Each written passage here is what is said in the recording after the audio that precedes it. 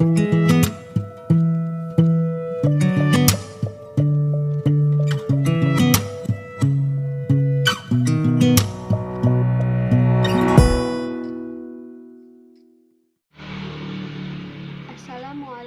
warahmatullahi wabarakatuh.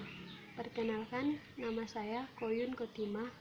Saya dari Prodi Manajemen Bisnis Syariah 1C.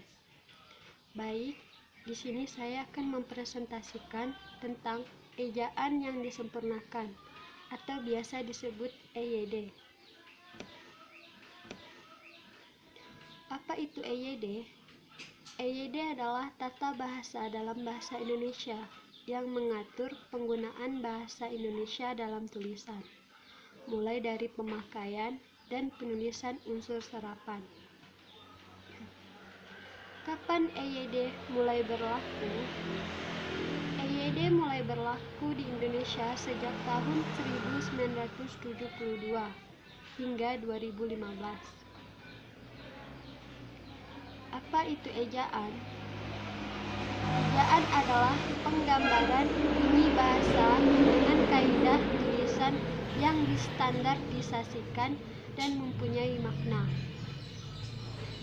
Secara umum, ejaan adalah keseluruhan ketentuan yang mengatur pelembangan bunyi bahasa, termasuk pemisahan dan penggabungannya, yang dilengkapi pula dengan penggunaan tanda baca. Sedangkan secara khusus, ejaan adalah pelambangan bunyi-bunyi bahasa dengan huruf, baik berupa huruf demi huruf maupun huruf yang telah disusun menjadi kata, kelompok kata, atau kalimat. Baik, selanjutnya masuk ke unsur dalam EYD.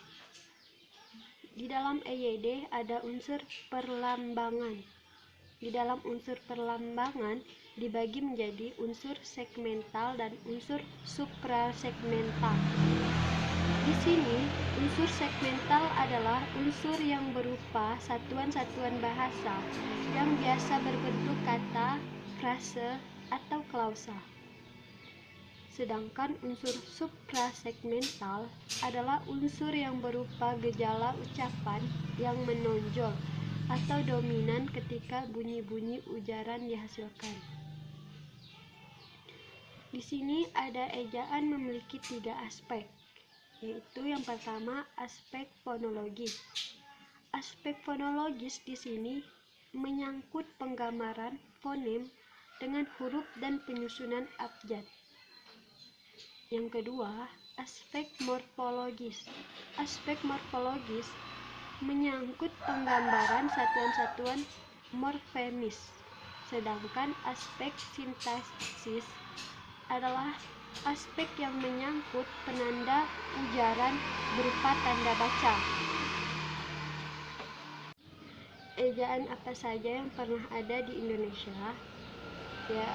Baik, yang pertama ada ejaan Van Ophuijsen atau ejaan lama.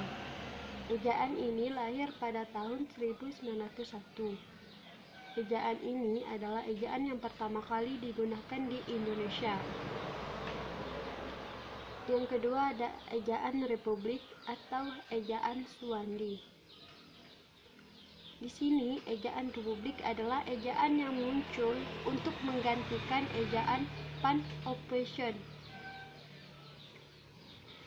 Ejaan Suwandi berlaku sejak 17 Maret 1947. Yang ketiga ada ejaan Melindo. Ejaan Melindo adalah ejaan yang muncul untuk menggantikan ejaan Republik. Ejaan ini muncul pada tahun 1959.